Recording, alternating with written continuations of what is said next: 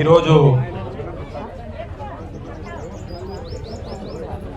Communist CPI party తరఫున మహాత్మా గాంధీ గ్రామీణ ఉపాధి హామీ పథకం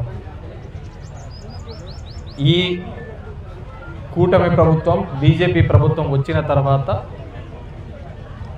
ఆ పథకాన్ని నిర్వీర్యం చేసినందుకు నిరసనగా మన కమ్యూనిస్టు సోదరులు చేపట్టినటువంటి ఈ కార్యక్రమానికి వైఎస్ఆర్ కాంగ్రెస్ పార్టీ తరఫున మేము పూర్తిగా మద్దతు తెలుపుతున్నాం.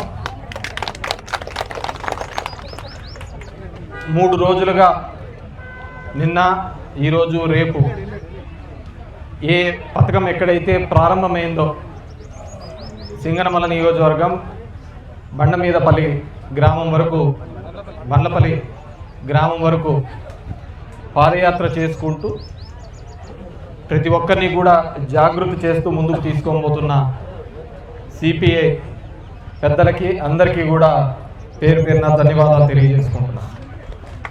ఎందుకంటే ఈరోజు వైఎస్ఆర్ కాంగ్రెస్ పార్టీ తరఫున శైలజానాథ్ అన్న, అనంత వెంకటరామరెడ్డి అన్న, రంగయ్య అన్న, నేను వైఎస్ఆర్ కాంగ్రెస్ పార్టీ బత్తలపల్లి మండలానికి సంబంధించిన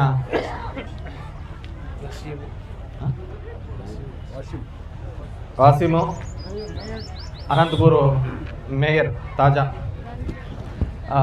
అందరం కూడా పాల్గొనడం జరిగింది. ఈ కార్యక్రమం యొక్క ఉద్దేశం గతంలో 2005లో వైఎస్ రాజశేఖర రెడ్డి గారు మన్మోహన్ సింగ్ గారిని మన ఇదే బండ్లమీదపల్లికి, ఆ రోజు శైలజానాథ్ బండ్లపల్లికి శైలజానాథ్ అన్న దానికి ఎమ్మెల్యేగా ఉండేవారు, అనంతన్న ఎంపీగా ఉండేవారు. వీళ్ళే ఈ కార్యక్రమం ఈ కరువు నేల మీదనే మొదలు పెట్టాలి అని చెప్పేసి మొట్టమొదటిగా తీసుకొని వచ్చిన సందర్భం. ఎందుకు ఇక్కడికే తీసుకొని రావడం జరిగింది అంటే 1994 నుంచి 1999 నుంచి 2004 వరకు కూడా విపరీతమైన ఆ కరువు సంగతి చెప్పక్కర్లే. చంద్రబాబు కరువు కౌలలే ఇద్దరు రెండు. కాబట్టి ఆయన కూడా ఆ కరువును తీసుకొని రావడం జరిగింది. చాలామంది మన గ్రామీణ ప్రాంతంలో ఉన్న వాళ్ళకి పనులు లేక అందరూ బెంగళూరు, కేరళ ఇలాంటి చోటకు వలసలు వెళ్ళి అక్కడ కూలీ నాలి చేసుకున్న పరిస్థితి.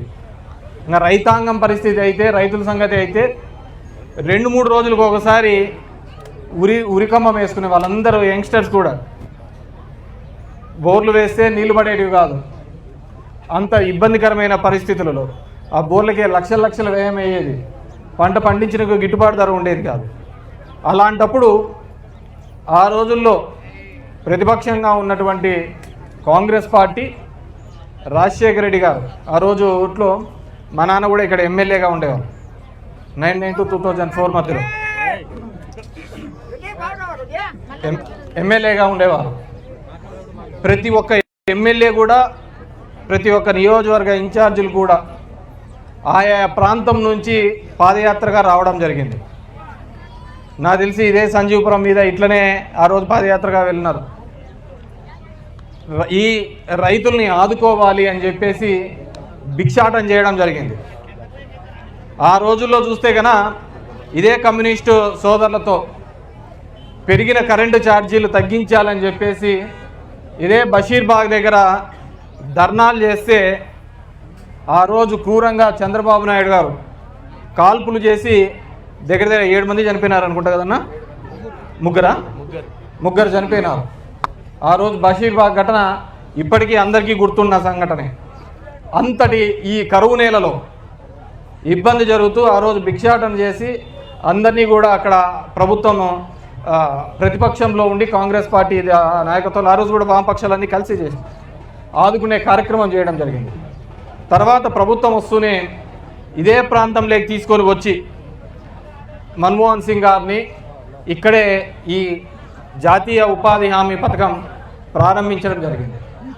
దాని తర్వాత చాలామంది ఒక కూలి వెళ్ళే వాళ్ళకు ఒక ధైర్యం, అది ఒక హక్కుగా చేయడం జరిగింది. ఖచ్చితంగా 100 రోజులు పని కల్పించాలి అని ఆ రోజు చట్టం తీసుకొని రావడం జరిగింది. ఆ పనిని కల్పించే హక్కుగా చేసుకుంటూ వచ్చి రైతాంగానికి సంబంధించి 10 ఎకరాలు ఉన్న రైతుకు కూడా జాబ్ కార్డు తీసుకొని తన దాంట్లోకి హార్టికల్చరో లేకుంటే ఇంకో పనో పెట్టుకునే వెసులుబాటు కూడా కల్పించే కార్యక్రమం జరిగినారు. కానీ అంతటి కార్యక్రమం జరగదు. నేను బాగా సగర్వంగా చెప్పగలుగుతాను, ఈ ప్రాంతంలో మీరు 99 నుంచి 2004 వరకు ఉన్న ఫ్యాక్షన్ చూడండి, దాని తర్వాత ఈ ఉపాధి హామీ పథకం వచ్చిన తర్వాత ఫ్యాక్షన్ చూడండి. ఎవడు కూడా నీకోసం కత్తి పట్టేవాడు తగ్గిపోయినాడు, నీకోసం ఫైట్ చేసేవాడు తగ్గిపోయినాడు. ఎందుకంటే ఎవరి వాళ్ళకి చేతి నిండా పని దొరుకుతోంది, ఆ పనితో పిల్లల్ని చదివించుకుంటున్నాడు, మంచి ప్రయోజనం చేసుకుంటున్నారు, మంచి ఉద్యోగం చేసుకుంటున్నారు. కాబట్టి అవన్నీ కూడా చేస్తున్నారు. కానీ ఈ బీజేపీ ప్రభుత్వం వచ్చిన తర్వాత ఎక్కడ లేనిది ఈరోజు ఈ హామీని, ఈ ఏదైతే ఉపాధి హామీ ఉందో దాని పేరు మాత్రమే మార్చినా మనం అనుకుంటున్నాం. అదేదో జీరామ్జీ కింద పెట్టామని చెప్పి అని అందరము గోల చేసినారు, గాంధీ పేరు చేసినారు. కానీ గాంధీ పేరు అందరూ దాని విధంలో ఉంటే ఆ పథకాన్ని పూర్తిగా నిర్వీర్యం చేయడం జరిగింది. ఆ పథకంలో కంప్లీట్గా ఎక్కడే కానీ రాష్ట్ర ప్రభుత్వాలకు గతంలో 90% కేంద్రం ఇస్తే 10% మాత్రమే రాష్ట్ర ప్రభుత్వం పెట్టుకునేది. ఈరోజు 60% 40% చేశారు. ఈ 40% ఎట్లా?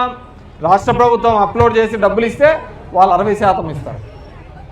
దీంట్లో మళ్ళీ ఏంటంటే పెన్నసాని ఉన్నాడు, మన రాష్ట్రం నుంచే కేంద్రంలోంచి ఒక మంత్రి, గుంటూరు ఆయన చాలా పగడపాలు చెప్తా ఉంటాడు, ఆయన కూడా మంత్రే ఈ దీంట్లో.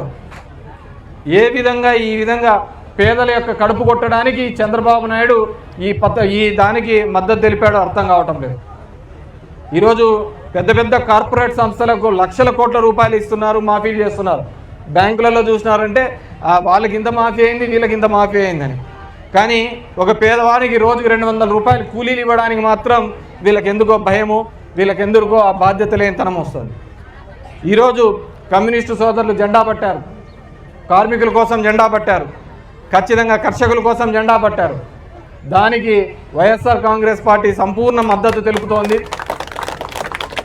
పేదవాడి పక్షాన ఎప్పుడు కూడా వైఎస్ఆర్ కాంగ్రెస్ పార్టీ అండగా నిలబడుతుంది. వాళ్ళకి ఏ కష్టం వచ్చినా నిలబడడానికి ఉంటుంది. అది ఏ పార్టీకైనా సరే వారికి తోడుగా నిలబడుతుంది. వాళ్ళలో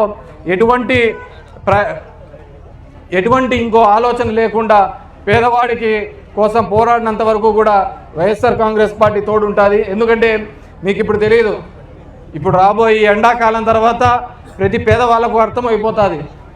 రాష్ట్రం నుంచి ఇప్పటికే 3 వారాలు 4 వారాలు కూలీలు పెండింగ్ ఇచ్చున్నాయి, ఇవ్వడంలే. కేవలం కాంట్రాక్టర్లకు డబ్బులు ఇవ్వడానికి ఉంటుంది, కార్పొరేట్ సంస్థలకు డబ్బులు ఇవ్వడానికి ఉంటుంది, కానీ పేదవాళ్ళకు డబ్బులు ఇవ్వడానికి మాత్రం ఆలోచిస్తున్నారు ఈ ప్రభుత్వము. ఖచ్చితంగా వీటిని ఎదుర్కోవాల్సిన అవసరం ఉంది. దీనికి ప్రతి కార్మికుడు, కర్షకుడు కూడా ఖచ్చితంగా మాట్లాడాలి, ఎదురు తిరగాలి అని చెప్పేసి తెలియజేసుకుంటూ ఈరోజు ఇక్కడికి వచ్చేసినటువంటి కమ్యూనిస్టు సోదరులకు, వైఎస్ఆర్ కాంగ్రెస్ పార్టీ నాయకులకు, కర్షకులకు, కార్మికులకి అందరికీ మరొకసారి పేరు పేరున ధన్యవాదాలు తెలియజేసుకుంటున్నాను. Thank you. ధన్యవాదాలు. ఇప్పుడు